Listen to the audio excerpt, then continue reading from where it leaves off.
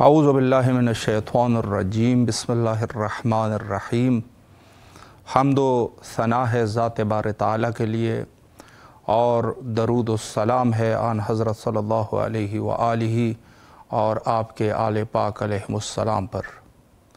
यौम मबहस है, लिहाजा तमाम मोमिनीन और बिलखुसूस हमारे वारिस हकीकी हज़रत बक़ियतुल्लाह अजलल्लाहु ताला फ़रजहु शरीफ की खिदमत में अर्ज़ तबरीक व तहनीयत पेश करते हैं।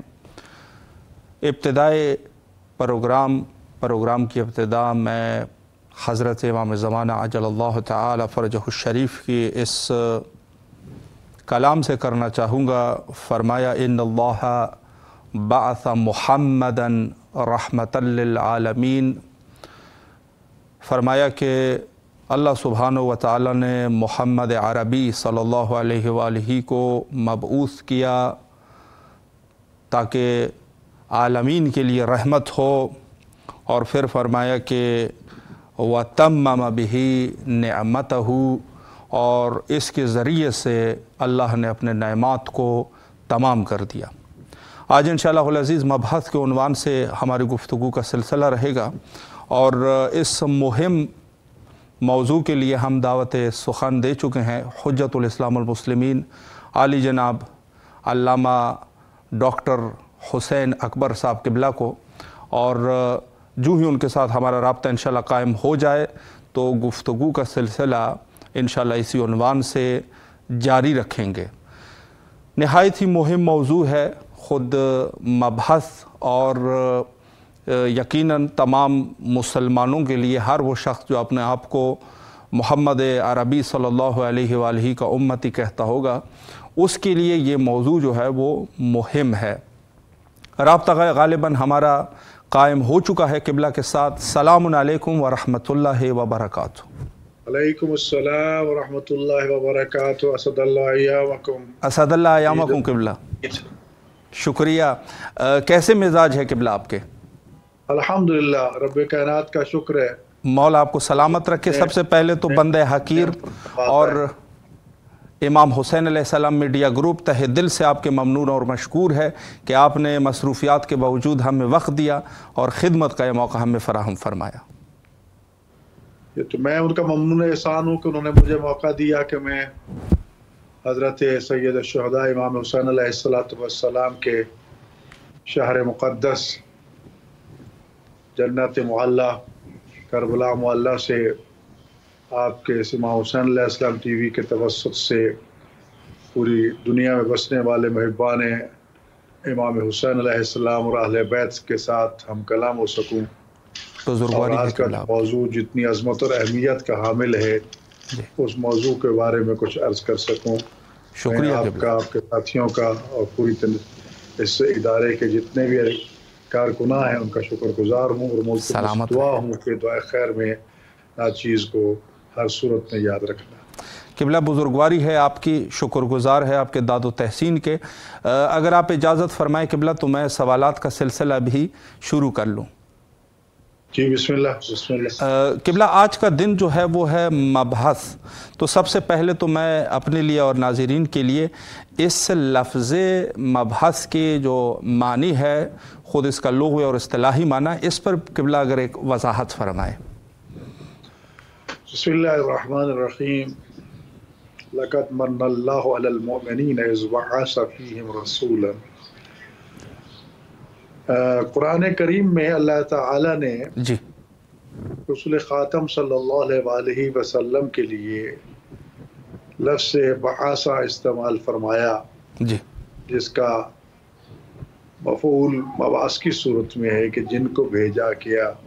सही। क्यों भेजा गया? यतलू अलैहिम आयातिही व युज़क्कीहिम, अल्लाह की आयात की तिलावत करें और मखलूक खुदा का तज़किया नफ्स करें। आगे फिर तालीम और ताल्लुम के हवाले से गुफ्तगू है। जी, किसी को भेजना कुछ और होता है, किसी को बनाना कुछ और होता है। किसी को आरास्ता पैरास्ता करके और औसाफ हमीदा से मुत्तसिफ करके भेजना असल कमाल ये है। जी, यही वजह है कि रसूल अकरम सल्लल्लाहु अलैहि वसल्लम को تمام انبیاء کا سردار اور تمام رسولوں کا سردار، پوری کائنات کا ہادی اور رحمت بنا کر بھیجا گیا ہے، معلم بشریت بنا کے بھیجا گیا ہے۔ یہ نہیں ہے کہ وہ یہاں آ کر ان عہدوں پر فائز ہوئے ہیں، بلکہ خالق نے ان کو چن کے یہ منصب عطا فرمائے۔ اور ارشاد فرمایا رسول خاتم صلی اللہ علیہ وآلہ وسلم نے، اول ما خلق اللہ نوری، سب سے پہلے جو مخلوق خلق ہوئی اللہ نے وہ میرا نور خلق فرمایا۔ پھر نبوت کے حوالے سے ارشاد فرمایا، کنت نبیا وآدم بین الماء والطین، کہ میں تو اس وقت بھی نبی تھا جب آدم پانی اور مٹی کے درمیان تھے۔ واہ سبحان اللہ۔ تو اس حوالے سے اول بھی ہیں اور بعثت کے حوالے سے آخر بھی ہیں، کہ سب تمام انبیاء کا سلسلہ گزر چکا اور سب سے آخر میں آپ کو بھیجا گیا خاتم النبیین بنا کے۔ اب یہاں پر پھر وہی صورتحال ہے کہ 40 سال تک آپ جس معاشرے میں قیام فرما رہے، وہ معاشرہ دنیا کا بدترین معاشرہ تھا۔ صحیح۔ کسی بھی قسم کی قدر و قیمت تھی نہ انسانیت کی، نہ انسانی قدروں کی۔ زندہ درگور کر دیا جاتا تھا بچیوں کو۔ چھوٹی چھوٹی بات پہ جنگ و جدل شروع ہوتا تو کئی سال تک وہ جاری رہتا۔ آپ نے اس معاشرے میں کہ جہاں جھوٹ، برائی، بے حیائی، قتل و غارت عروج پر تھی، اس میں آپ کو بھیجا اور مبعوث فرمایا، اور اس بعثت کو اللہ تعالیٰ نے اپنا انعام عظیم اور احسان عظیم قرار دیا۔ سبحان اللہ۔ عام طور پر تو رسول خاتم صلی اللہ علیہ وسلم نے ہمیں فرمایا اگر کسی پہ احسان کرو تو جتلا کر اس کے دل کو زخمی نہ کرو، اسے اذیت نہ پہنچاؤ، لیکن یہ وہ نعمت ہے جو خالق ہمیں عطا فرما کے خود جتلا بھی رہا ہے۔ لقد من اللہ علی المؤمنین اذ بعث فیہم رسولا۔ سبحان اللہ۔ کہ اللہ نے صاحبان ایمان میں اپنے رسول کو بھیج کے ان پر احسان عظیم فرمایا ہے۔ یقیناً جب ہم اپنے گریبانوں میں جھانکیں، اپنے کردار کو دیکھیں، اپنی گفتار کو دیکھیں اور اس کے مقابلے میں دیکھیں کہ ہم امتی کن کے ہیں، ہم کلمہ کن کا پڑھتے ہیں، جن کو پوری کائنات کے انبیاء کا سردار بنا کے بھیجا گیا۔ صحیح۔ اس نبی خاتم کی جس کے کلمہ پڑھنے والے تمام انبیاء ہیں، حضرت آدم علیہ السلام سے لے کر حضرت عیسیٰ علیہ السلام تک لا الہ الا اللہ محمد رسول اللہ پڑھ رہے ہیں، اور ہم ان کے گناہگار امتی بھی یہی گواہی دے رہے ہیں کہ اشہد ان لا الہ الا اللہ و اشہد ان محمد رسول اللہ۔ تو اس حوالے سے جب ہم دیکھتے ہیں تو ہم اس صف انبیاء میں شامل ہو جاتے ہیں بطور امتی یہ مصطفیٰ کلمہ گو مصطفیٰ صلی اللہ علیہ وآلہ وسلم۔ اور یہی وجہ ہے کہ امت مصطفیٰ کو تمام انبیاء کی امتوں پر بھی فضیلت عطا کی گئی ہے۔ بے شک۔ اب بعثت کے حوالے سے، بعثت کے معنی میں نے وہی عرض کیا کہ بھیجنا، بھیجا اسے جاتا ہے کہ جو پہلے ان تمام امور کو انجام دینے کی اہلیت رکھتا ہو۔ بے شک۔ یہ جو ترجمہ کرتے ہیں نا امیین کا مطلب ان پڑھ ہے، یہ غلط ترجمہ ہے۔ یہ نسبت ہے ام القریٰ مکہ مکرمہ، جو سب سے پہلی بستی، سب سے پہلا شہر، سب سے پہلا گھر بنایا گیا تھا، تو اس کو سامنے رکھ کر اس کو ام القریٰ یعنی بستیوں کی ماں بنیاد قرار دیا گیا۔ اب کیونکہ مکہ مکرمہ کے رہنے والے تھے تو لہٰذا اس لیے لفظ امی آپ کا بھی لقب ٹھہرا، امیین میں آپ کو بھیجا گیا۔ تو اس کا مطلب یہ نہیں کہ ان پڑھ تھے اور ان پڑھوں میں بھیجے گئے، بلکہ اہل مکہ میں بھیجے گئے، ام القریٰ کے رہنے والوں میں آپ کو بھیجا گیا، اور بھیجا گیا تمام اوصاف سے متصف کر کے جو بھی کسی نبی کے لیے کار نبوت کو سر انجام دینے کے لیے ضروری ہیں۔ پھر کمال یہ ہے کہ ان کو سب سے آخری نبی بنا کے بھیجا گیا، ان کو سب سے آخری کتاب عطا کی گئی، اور پھر ان کو جو مبعوث کیا گیا تو بعثت کا جو سب سے پہلا اعلان اور پہلا پیغام تھا وہ اقرا سے شروع ہو رہا تھا۔ صحیح۔ 27 رجب المرجب غار حراء مدینہ مکہ مکرمہ، آپ جہاں عبادت فرمایا کرتے تھے، جبرائیل امین علیہ السلام سب سے پہلی وحی لے کر نازل ہوتے ہیں اور کہتے ہیں اقرا بسم ربک الذی خلق۔ اب یہاں پر کچھ ناداں یہ کہتے ہیں کہ رسول اللہ نے کہا کہ میں تو پڑھنا نہیں جانتا۔ اگر رسول اللہ پڑھنا نہیں جانتے اور خالق کا نمائندہ جو ہے وہ آ کے کہہ رہا ہے جبرائیل امین کے پڑھو، تو یہاں پر دو چیزیں لازم آتی ہیں، یا تو نعوذ باللہ رسول اللہ جھوٹ بول رہے ہیں، یا پھر اللہ جاہل ہے کہ جو بھیج رہا ہے اپنے فرشتے کو کہ جا کر میرے مصطفیٰ سے کہو پڑھو۔ صحیح۔ جی جی تو یہاں پھر جھوٹی تعویلیں کی جاتی ہیں، آپ کا سینہ چاک کر دیا گیا، آپ کو زمزم سے دھویا گیا، یہ کیا گیا، تو یہ توہین مصطفیٰ بھی ہے اور خدا کی طرف بھی جہالت کی نسبت جاتی ہے۔ قطعاً ایسے نہیں ہے۔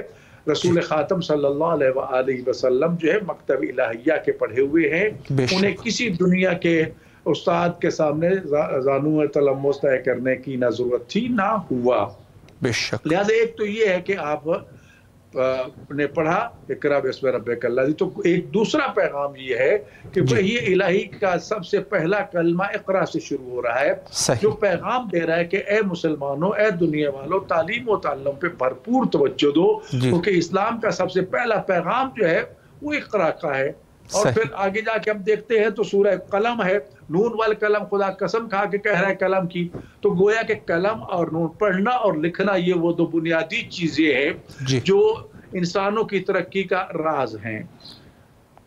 صحیح۔ صلح حدیبیہ ہو رہی ہے، صلح حدیبیہ میں معاہدہ لکھا جا رہا ہے، مولا امیر المومنین علیہ السلام جو ہے معاہدہ لکھ رہی ہے، لکھا جا رہا ہے فریق اول کا نام محمد مصطفیٰ ابن عبداللہ رسول اللہ کی طرف سے۔ تو کافروں نے اعتراض کر دیا کہ رسول اللہ تو آپ کو نہیں مانتے ہم، تو لہٰذا اس کو کاٹا جائے۔ تو علی علیہ السلام کو رسول اللہ نے فرمایا کہ اس کو کاٹ دو، تو آپ نے فوراً کاغذ قلم آپ کی خدمت میں پیش کر دیا، فرمایا کہ میں گواہی دے چکا ہوں کہ آپ اللہ کے رسول ہیں، اگر کوئی گواہ اپنی گواہی کو واپس لیتا ہے تو قیامت تک کے لیے اس کی گواہی قابل قبول نہیں رہتی۔ صحیح صحیح۔ مدعی جب بھی چاہے اپنا دعویٰ واپس بھی لے سکتا ہے، دوبارہ دعویٰ بھی دائر کر سکتا ہے۔ جو مدعی نبوت رسول خدا صلی اللہ علیہ وآلہ وسلم تھے، تو لہٰذا آپ نے ان کی خدمت پہ کاغذ قلم پیش کیا کہ مولا یہ آپ کاٹ دیجئے۔ آپ نے وہی الفاظ کاٹے جس پہ کافروں کو اعتراض تھا۔ تو اس بات کا بین ثبوت تھا کہ رسول اللہ صلی اللہ علیہ وآلہ وسلم پڑھنا بھی جانتے تھے، لکھنا بھی جانتے تھے۔ بے شک بے شک، بہت بڑی دلیل۔ میں تو ان پڑھ ہوں، میں تو کیسے کاٹوں؟ علی تو مجھے بتاؤ۔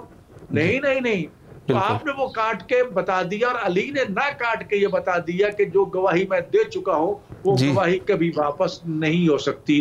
اور آج بھی قانون یہ ہے، اگر کوئی جھوٹا گواہی دیتا ہے، اس کا جھوٹ پکڑا جاتا ہے، تو پھر اس کی گواہی کبھی بھی قابل قبول نہیں ہوتی۔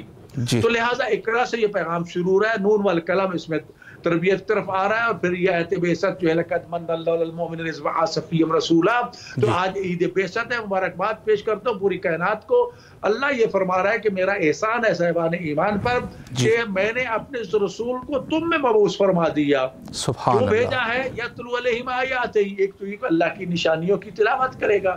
اب یہاں تلاوت کا معنی یہ نہیں ہے کہ ضرور دیکھ کے پڑھنا، بلکہ فرمایا یہ پوری کائنات جو ہے میری آیات سے بھری پڑی ہے، تو غور و فکر کرنا، دیکھنا، یہ بھی فَأَتَبْرِيَ الْأَبْصَارَ کہا گیا، اے آنکھوں والوں دیکھو، کبھی فرمایا الباب، اے صاحبان عقل و بصیرت دیکھو۔ تو دیکھنے کے لیے خدا کتنی نعمتیں ہیں۔ انظر الی الابل کیف خلقت، الی الجبال کیف نصبت، الی السماء کیف رفعت، آسمان کو دیکھو کیسے بلند کیا، زمین کو کیسے بچھایا، اونٹ کو کیسے بنایا، پہاڑ کو کیسے گاڑا، اور پھر فرمایا ایک ہی کیاری سے، ایک ہی جگہ سے پانی جو ہے وہ ایک جگہ آتا ہے، اور مختلف وہاں پر آپ پھلدار پودے کاشت کرتے ہیں، پھول کاشت کرتے ہیں، تو کسی کا رنگ کوئی ہوتا ہے، کسی کے ذائقہ کوئی ہوتا ہے، تو یہ مختلف ذائقے، یہ مختلف رنگ جو ہے اللہ تعالیٰ کی عظمت اور کبریائی کی نشانیاں ہیں، جن کو متوجہ کرنے کے رسول اللہ کو بھیجا گیا۔ اور قرآن کریم کی آیات کو بھی آیت کہا گیا، اس لیے کہ جن کو پڑھ کر انسان خدا تک پہنچ جاتا ہے، خدا کی معرفت حاصل ہو جاتی ہے، اسے آیت کہتے ہیں۔ بے شک۔ تو رسول خدا آیت کی تلاوت کرتے تھے۔ تلاوت دونوں معنوں میں ہے، متوجہ بھی کرتے تھے کہ یہ دیکھو، اور پڑھاتے بھی تھے۔ دو پڑھنے کو معنی جیسے اگر ایک ترجمہ کیا جائے صرف پڑھنے کا، تو اس کا مطلب کروڑوں انسان محروم رہ جائیں گے اس چیز سے، ایسے نہیں ہے۔ دوسری بات یہ ہے یتلو علیہم آیات ویزکیہم، تعلیم و تربیت کا اصول اور ضابطہ دے دیا رسول خدا صلی اللہ علیہ وسلم نے اور خداوند متعال نے، کہ تعلیم سے پہلے جو ہے وہ تزکیہ نفس ضروری ہے۔ وہ تعلیم جو تزکیہ نفس سے خالی ہے وہ انسانوں کی تباہی و بربادی کا سامان مہیا کرے گی، انسانوں کی بقا اور بہبود کا وہ کام نہیں کرے گی۔ آج ہم دیکھ رہے ہیں، فلسطین میں دیکھ لیجئے، دنیا میں دیکھ لیجئے، انسان انسانوں کو مارنے کے کتنے وسائل بنا چکا ہے اور ان کو مار رہا ہے، لیکن تزکیہ نفس نہ ہونے کی وجہ سے یہ سب کچھ ہو رہا ہے۔ اور جن کے یہاں تزکیہ نفس موجود ہے وہ ہزاروں مرتبہ سوچتے ہیں کہ ہم اس ظلم کا جواب دیں یا نہ دیں، وہ جواب دیتے ہیں، حملہ نہیں کرتے۔ تو لہٰذا ایک تو یہ تھا، تو تزکیہ نفس کو مقدم رکھ کے یہ بتا دیا کہ تعلیم و حکمت، تعلیم و تعلم سے بھی عظمت والی چیز جو ہے وہ تزکیہ نفس ہے۔ پھر فرمایا اس پر اللہ کی آیات کی تلاوت کرتے ہیں، تزکیہ نفس کرتے ہیں، اور پھر وَيُعَلِّمُهُمُ الْكِتَابَ وَالْحِکْمَةَ، پھر کتاب اور حکمت کی تعلیم دیتے ہیں۔ کتاب کی بات بعد میں آتی ہے اور حکمت کی بعد میں آتی ہے۔ تو یہ گویا کہ معلم بشریت بنا کر بھیجے گئے، لوگوں کو پڑھانے کے لیے بھیجے گئے، لوگوں کو سمجھانے کے لیے بھیجے گئے۔ وَإِنْ كَانُوا مِنْ قَبْلُ لَفِي ضَلَالٍ مُبِينٍ، اس سے پہلے ہم کچھ بھی نہیں جانتے تھے، یہ رسول خاتم صلی اللہ علیہ وسلم نے ہمیں پڑھایا۔ لہٰذا ایک تو پہلو یہ ہے آپ کی عظمت کا کہ آپ کا مقصد جو تھا وہ تعلیم و تربیت تھا، تزکیہ نفس تھا، لوگوں کو خدا کی طرف متوجہ کرنا تھا، خدا کی راہ پہ چلانا تھا، اور ظلم و جور، قتل و غارت اور جاہلیت کے وہ رسم و رواج کہ جس میں بچیوں کو زندہ درگور کر دیا جاتا تھا، چھوٹی چھوٹی باتوں پہ قتل و غارت کے بازار گرم رہتے تھے، اس کو ختم کرنا اور آپ نے کر کے دکھایا۔ بے شک بے شک قبلہ، بہت خوبصورت طریقے سے آپ نے وضاحت فرمائی اس کم وقت میں، اور پورا جو ایک پس منظر تھا بعثت کا وہ آپ نے بیان فرمایا۔ آخر میں یہ کہنا چاہوں گا کہ اگر بعثت کے عنوان سے مزید کوئی خاص پیغام ہے مومنین کے لیے تو اس کو بھی قبلہ آپ ارشاد فرمائیں۔ دیکھیں، آج ہم عید بعثت منا رہے ہیں، جی خوشی ہے ہمیں کہ 27 رجب المرجب رسول خدا صلی اللہ علیہ وسلم پر سب سے پہلی وحی نازل ہوتی ہے۔ جی آپ اعلان نبوت فرماتے ہیں، لیکن اعلان سے پہلے 40 سالہ جو زندگی آپ کی ہے وہ ایک کردار سازی، تو میں یہ لفظ نہیں کہوں گا، وہ تمام کائنات کے اوصاف حمیدہ سے متصف تھے۔ جی بے شک، اور ان لوگوں میں زندگی بسر کی کہ جہاں پر خوبی نام کی کوئی چیز نہ تھی، یہاں تک کہ آپ کا صادق والامین ہونے کی گواہی آپ کی جان کے دشمن بھی دیا کرتے تھے، امانتیں آپ کے پاس رکھتے تھے، اور آپ کو قتل کرنے کے لیے آپ پر حملہ آور بھی ہوا کرتے تھے۔ تو لہذا کردار مصطفی صلی اللہ علیہ وسلم جو ہے ہم سب کے لیے آئیڈیل ہے، اور سب کے ساتھ برابر تھا کہ آپ کے پاس امانتیں، کافروں کی امانتیں بھی ہوتی تھی، مشرکین کی بھی ہوتی تھی۔ تو بطور امین آپ کے پاس کوئی بھی امانت ہے، وہ مال کی صورت میں ہے، وہ علم کی صورت میں ہے، وہ اخلاق کی صورت میں ہے، وہ کسی اور حوالے سے ہے، ایک تو یہ ہے کہ اس امانت میں خیانت نہیں کرنا چاہیے، جس کی وہ امانتیں ان کو پہنچانی چاہیے۔ دوسرا تزکیہ نفس کی طرف بڑھنا چاہیے، تقوی اگر ہے اوصیکم بالتقوی اللہ ونظم امرکم امیر المومنین، جس سے ارشاد فرماتے ہیں کہ میں تمہیں وصیت کرتا ہوں تقوی کی اور اپنے نظام زندگی کو منظم کرنے کی۔ اگر نظم و ضبط ہے تو آپ تھوڑے وقت میں بہت سا کام کر لیں گے، نظم و ضبط نہیں، زندگی گل جائے گی، ختم ہو جائے گی، لیکن کام نہیں ہو سکے گا۔ اور آخری چیز جو کرنا چاہتا ہوں وہ یہ ہے کہ اس حوالے سے ہمیں ماہ رمضان، ماہ شعبان یہ آ رہے ہیں، ہمیں روزوں کی طرف متوجہ ہونا چاہیے، عبادات کی طرف متوجہ ہونا چاہیے، اور جس معصوم کا یوم ولادت ہے ہم اس کی سیرت، اس کے کردار کو جانچے پڑتالیں، اور خاص طور پر مقصد بعثت مصطفیٰ صلی اللہ علیہ وسلم جس کی وجہ سے عید مبعث منا رہے ہیں، اس کو پورا کرنے کی کوشش کرنا چاہیے۔ اور آج ہی کا دن جو ہے وہ معراج النبی صلی اللہ علیہ وسلم کی طرف بھی منسوب ہے کہ سبحان الذی اسری بعبدہ من المسجد الحرام الی المسجد الاقصی، مسجد حرام سے مسجد اقصی تک، اور پھر کعبہ قوسین ادنی تک آپ کو لے جایا گیا۔ تو گویا کہ یہ کائنات کی وسعتیں ہیں جہاں تمام قدسوں کو عبور کر کے آپ کعبہ قوسین ادنی تک پہنچتے ہیں۔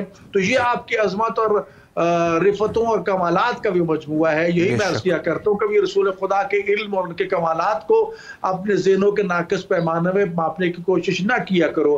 آج انسان جتنی بھی ترقی کر رہا ہے، جتنے بھی خلا میں آگے سے آگے، جتنے بھی سیاروں پہ سیارے وہ دریافت کرتا جا رہا ہے، حقیقت میں مقام مصطفیٰ صلی اللہ علیہ وسلم جو ہے، مقام اہل بیت اجاگر ہوتا نظر آ رہا ہے کہ کعبہ قوسین ادنی ابھی بہت بلند ہے۔ تو لہٰذا وما ارسلناک الا رحمۃ للعالمین کے مصداق ہے۔ رسول رسول خدا، رب العالمین کا مصداق خالق کائنات، تو لہٰذا ہمیں ان چیزوں کی طرف بھی غور و فکر کرنا چاہیے، اور اس کائنات کی وسطوں میں غور و فکر جتنا بھی کرتے جائیں گے اتنا خدا کی عظمت کی بریائی اور اس کے قدرت کاملہ پر یقین ہوگا۔ رسول اللہ صلی اللہ علیہ وسلم جو ان کے خلیفہ ہیں، ان کے جانشین ہیں، ان کے نمائندے ہیں خدا کے کائنات میں، تو ان سے محبت بڑھے گی۔ اور پھر اسی طرح ائمہ اہل بیت امیر المومنین علیہ السلام کہ وہ علی ابن ابی طالب علیہ السلام جو یہ فرماتے ہیں کہ پوچھو جو کوئی مجھ سے پوچھنا ہے، میں زمین کے بجائے آسمان سے راستوں سے زیادہ واقف ہوں۔ تو گویا کہ اس کائنات کی وسعتوں میں ائمہ اہل بیت کی نظریں ہیں، کائنات کا ذرہ ذرہ ان کے تابع ہے۔ خدا کا کروڑہا انگنت شکر ہے کہ ہمیں ان کا شیعہ ہونا، ان کا غلام ہونے، ان کا محب ہونے کا شرف حاصل ہوا ہے، لیکن صرف اسی میں فخر نہ کریں بلکہ ان کی تعلیمات کو جو اپنے لیے بشر راہ بنائیں اور اس پہ عمل کریں۔ بے شک قبلہ اللہ آپ کے توفیقات خیر میں اضافہ فرمائے۔ ایک دفعہ پھر بھی بندہ حقیر اور امام حسین علیہ السلام میڈیا گروپ تہ دل سے آپ کے ممنون اور مشکور ہے کہ آپ تشریف لائے اور نہایت ہی مہم نکات پہ آپ نے اشارہ فرمایا۔ اللہ آپ کو اپنے امان میں رکھے، اور کربلا معلیٰ میں یقیناً آپ کی طرف سے نائب و زیارہ اور دعا گو ہے، اور آپ سے بھی قبلہ التماس سے دعا کرتے ہیں۔ اسی دعا کا محتاج، بہت بہت شکریہ، سب کو سلام، السلام علیکم ورحمۃ اللہ وبرکاتہ۔ اللہ آپ کو سلامت رکھے، فی امان اللہ، اللہ حافظ، اللہ حافظ۔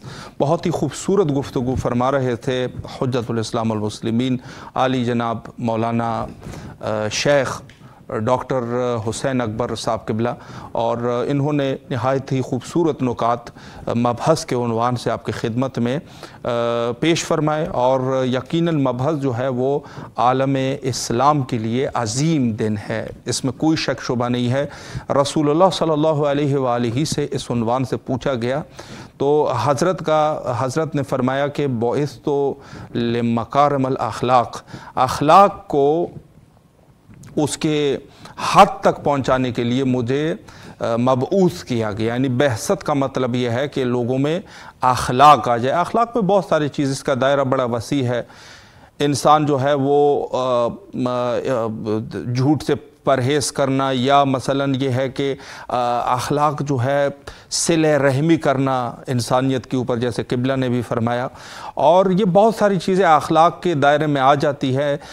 خود جو ہے وہ انداز گفتگو میں اخلاق ہے، رفتار میں اخلاق ہے، کردار میں اخلاق ہے، بہت ساری چیزوں میں جو ہے وہ اخلاق کا یہ پایا جاتا ہے۔ اور حضرت امام زمانہ جل اللہ تعالیٰ فرجہ الشریف کی جو پہلی حدیث میں نے آپ کی خدمت میں ارشاد فرمائی کہ ان بعث محمدً رحمۃ للعالمین، کہ رسول اللہ صلی اللہ علیہ وآلہ کو مبعوث کیا گیا تاکہ لوگوں کے اوپر رحمت نازل ہو جائے، یعنی عالمین کے لیے رحمت ہو۔ اور پھر فرمایا کہ حتیٰ جو ہے وہ جو اخلاق ہے اس کو بھی، اور نعمات کو جو ہے نعمات کا اتمام ہو جائے، نعمات جو ہے وہ ختم ہو جائے، اس وجہ سے حضرت کو مبعوث کیا گیا۔ تو یہ وہ چیزیں ہیں کہ جن پر سوچنا چاہیے، اور اس میں سوچ اور وچار کی ضرورت ہے۔ انسان جو ہے ان ایام کو، عظیم ایام جو ہے وہ جانے، اور ایسا نہ ہو کہ خدا نخواستہ وہ لوگ جو کہ لطف الہی سے محروم ہے، ہم جو ہے وہ انہی کی طرح جو ہے وہ ہو جائے اور ان چیزوں کو جو ہے وہ اہمیت دینا چھوڑ دے۔ ضروری اور لازمی ہے کہ ہم اہمیت کریں، اور حتیٰ اپنے جو آنے والی نسلیں ہیں، جو نئی نسل ہے، ان تک بھی اس چیز کو پہنچائے، تاکہ ان کے اندر بھی یہ غیرت دینی اور جذبہ دینی یہ ان میں بھی ثابت رہے۔ ایسا نہ ہو کہ خدا نخواستہ ہم جو ہے وہ خود سے تو چلے جائیں لیکن ہمارے بعد والے لوگ جو ہے وہ اس پوزیشن میں نہ رہے۔ تو یہ ورثہ ہے، یہ امانت ہے جو کہ ہمیں سپورٹ کرنی چاہیے، اور بالخصوص یہ جو ہے وہ مودت اہل البیت علیہم السلام ہے در حقیقت۔ اور اس عنوان سے جو ہے ہمیں کوشش ہونی چاہیے ہماری، اور وقت بھی تقریباً انتہا پر ہے۔ آخر میں حجت خدا کے ظہور کے لیے مل کے دعا کرتے ہیں، اللہم عجل لولیک الفرج۔